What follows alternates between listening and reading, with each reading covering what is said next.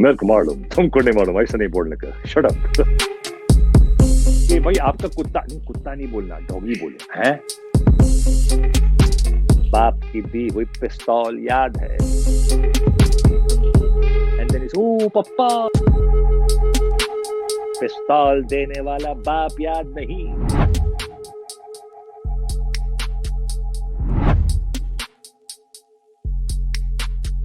An entire generation has sort of grown up on this film. So what should they expect from the new version? I think it's an updated version. It's like how if you look at a song and a remix of a song, it all depends. It's either a good remix or a bad remix, you know.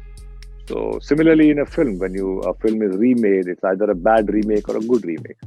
I don't think it would be a bad remake because it's the same filmmaker, but it's contemporarized, and the filmmaker, we're talking about Jaaved Dhawan Sahab, and he somewhere is kept in touch with the contemporary likes and dislikes through his children. And if you are intelligent enough to adapt them into your style of filmmaking, I think then you can be successful. And I think David Bhai has understood that, and he's adapted this film to today's sensibilities in a way. But again, keeping in mind the Indian today, not the Western today. From the trailer, what I could make out was that your role is somewhat on the lines of what Mr. late Sadashiv Amrapurkar played in the original film. So is there any similarity between the two roles, or are they like No, it's the same role. It's the same story at the end of the day. I'm playing the role of the Pandit. My name is Jai Kishan, who becomes Jackson. So he's the catalyst to start the ball rolling, because he swears revenge and then he incorporates Varun Dhawan into his plan. This is, as you said, Mr. David's 45th film, and he's known to have created the best comedy films that we have seen. So how was it for you working with him? For me, it was great. I love David Bhai, and I think, like you said, he's made cult films, and he's been an entertainer. This is the first film I'm doing with him, strangely, after so many years, although we've been friends and we've been meeting on, there's a lot of love and respect. So when this came about, I said, great opportunity, let's do it. And it was obviously, it's one of the principal characters. So, what I realized when I was working, that a lot of people today, when they shoot a film, they'll take a master shot, they'll take a close-up, they'll take a shot from this side, and they do various, and at the end of it, sometimes the actor gets exhausted, and you lose, you become mechanical. See, what David Bhai does is, he, being an editor, he knows, I don't want this shot, so I won't take it. He'll take this one shot, and while you're doing the shot, he'll say, cut. He say, okay, that's it. Now he'll come this side and say, okay, now let's take it from here. Because he knows his edit. He said, I'm not going to keep that shot, so why should I shoot it? He comes from an era when film, and we're talking physical film, the film stock was expensive. So we had to shoot, and we could only shoot so much as the stock was available, and there was a budget allocated to that. Today, we don't have to think about it because it's digital. So it just leads to basically the actors getting tired, And when you have a director and who's an editor who knows, this is my shot. At this point, I want to see his close-up. At this point, I want to see the two of them together. At this point, I want to see a long shot. If they have that pattern in their head, it makes life much more easier, even for the actors. Humor certainly has evolved in the last couple of decades. And as you said, this is an Indian film, and in the core, we are all watching it with our Indian sensibilities also, but a lot of social, political correctness has come into place. So too much. Yeah. Now it's too much. अरे आप कुत्ते को कुत्ता नहीं बोल सकते, doggy बोलना पड़ता है. टेलीविजन पे तो और होता है.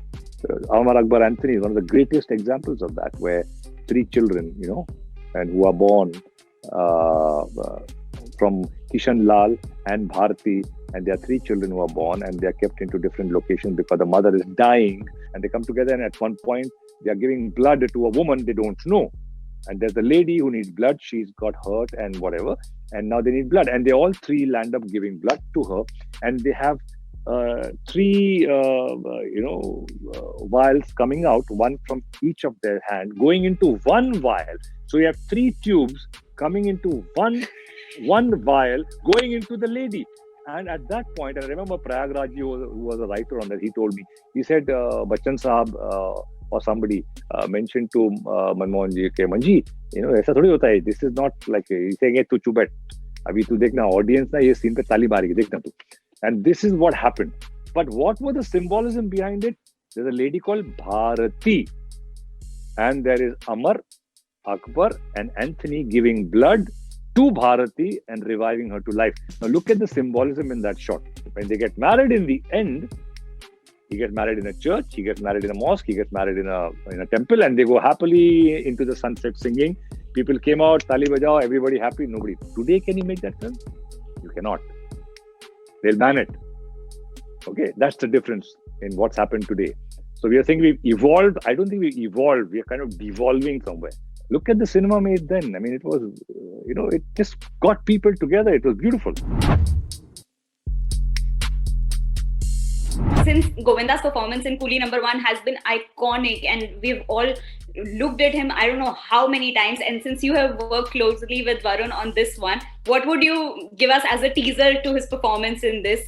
No, but what should unfair. We expect? It's very unfair to compare. It's very sad. Because Varun may be inspired from Govinda in certain things. You find similarities, but he's evolved his own style. He's done films like Badlapur and October and all. So he's not acting like Govinda there. It's just that because the film was there, you start comparing immediately, and it's not right to compare. Varun is he's a proficient. He's a very good performer, and he comes into it, and he's got a very good sense of comedy.